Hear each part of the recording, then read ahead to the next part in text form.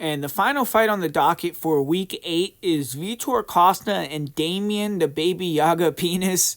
That's a bold nickname choice to go with Baby when you got that last name. But shout out to Damien, man. And Vitor Costa and Damien Pinas, they were both scheduled to fight on Contender Series earlier this season, but they had visa issues. And now that they have that sorted out, the UFC was able to find a spot for them here.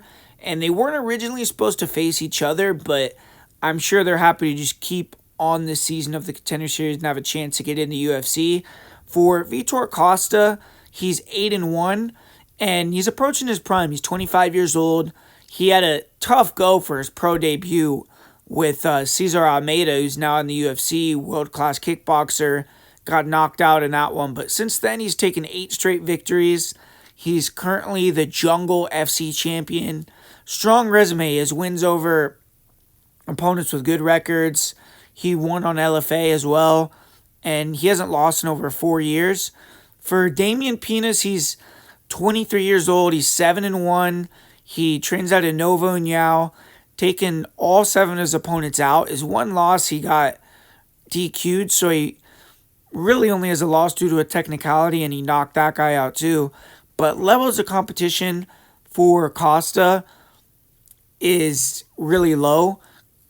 For Pinas is really low. Costa's the best fighter who he's ever going to have fought by a wide margin. And both these guys have been getting looked at for the UFC for a while now, though. And I think if one of them wins impressively, they're going to get a contract. For Vitor Costa, he is a tall and long fighter. He is someone that really likes to use his long punches to back fighters to the cage, hit body locks. But guys try to grab him too because he's really tall. They don't want to deal with the range disadvantage. He also is aggressive. He tries to pressure, throw a lot of combinations to get you wanting to grab him. But very hittable, man. I mean, the guy walks in chin high, not a lot of head movement. He has decent high guard, but you can land all parts of his body. I think going to the lower half early, then opening up head strikes is a path, but you can even tee off on him early and connect with big shots. But I've seen Costa get dropped and come back.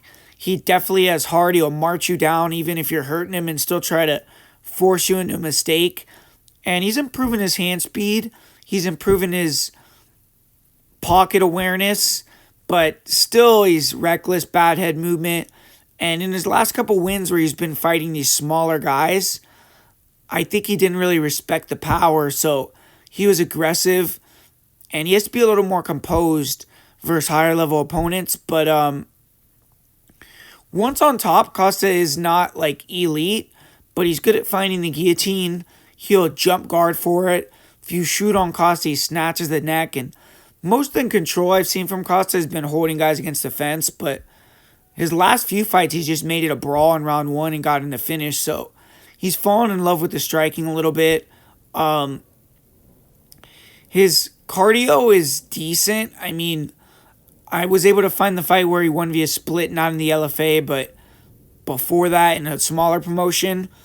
And he pushed through hard in the 3rd round of a 50-50 fight. But when he goes to decision, he's had 2 splits, and then he lost a decision as an amateur. So he doesn't do the best at winning minutes in a lot of these fights. But you look at him here, he's a tall guy. He's someone that is training out there with the fighting nerds as well, I believe. And he's decent. I mean, he's improving his hands and his boxing. And then he has a really nasty guillotine, aggressive guy that goes out there and tries to hunt the knockout. He's been fighting pretty good opponents as well. So ultimately, I think that he probably has a bit of a advantage in terms of how far ahead either guy is in MMA. But Damien is a freak of nature, and that can kind of close that gap. You know, he's a power puncher, big for the weight himself. He comes forward, planted upright, ready to throw heat. His one loss, he got taken down by a wrestler, and he gets taken down in all his fights, really. But when there was a scramble, he threw an illegal up kick and he knocked his opponent out. And it was unlucky, really, because his opponent was standing up and then he dropped to a knee. And I think Pinas didn't really register it fast enough. And the up kick was powerful enough to knock his opponent out, but got him DQ'd. He has some grappling deficiencies. I mean, a lot of sloppy stuff where he ends up in mount. He was put in a really tight choke in a recent fight, and I believe he's only a white belt, but he's someone that he will work his way out of chokes. He's very tough. He can hit scrambles as well, which are a little surprising. Like, his grappling level will look really low, and then all of a sudden you'll explode with something that looks fairly sharp. So seems like he has a couple weapons that he might be decent at, but overall he wants to keep it standing and try to knock you out. And he has a good chance to get the KO because Costa's reckless. Costa doesn't have the greatest wrestling, so maybe Damien could use his scrambles and sheer physicality to keep it upright.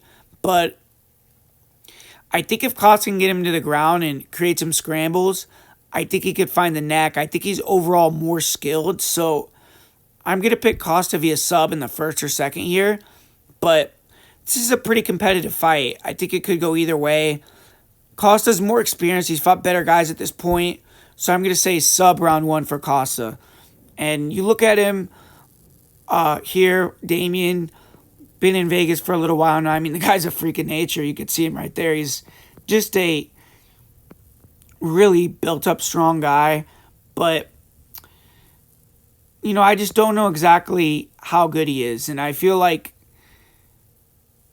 he showed a lot of deficiencies, and I think that he might get caught in a submission here. So it's Damien knockout, Costa submission for me in this fight, which is the last fight of the night. So it's kind of when I'm leaning in that one. I'm going to say Costa first round submission as the official pick. So there you have it, guys. Those are the 5 picks that I have for Contender Series. The most confident pick that I have on the card is Rashid Vagabov. And if I had to give you guys a parlay, I would go with Rashid Vagabov and Curtis Campbell. I think that Kubanza is maybe a trap spot. I think Alvarez could be a decent underdog, but we're just going to have to see where that opens at with price-wise. Curtis Campbell, I think, is fairly safe as well, but Sek is dangerous, so just don't go crazy with it, but I think those two is a good parlay. Jourdain, I think, if he's an underdog, is a decent play, and then Costa versus Damien, maybe go under. Like I said, play those props, and if Costa's a fairly decent dog, because I see, like, I believe I'm looking right now on, I could be wrong, let me see. Never mind, I thought for some reason that a lot of people were picking Damien on Tapology, but it looks like Costa may open the favorite. We're going to have to see where that line opens at, but the under in that fight I think would be the best play to target. So there you have it, guys. Hit the like button, comment down below. You want access to my Patreon, go check that out in the description. Got a lot of stuff going on this week in MMA, so there's going to be a lot over there on the Patreon. And thanks for watching, guys. Going to be back with the UFC 320 breakdown soon, so stay plugged into the channel, and peace out.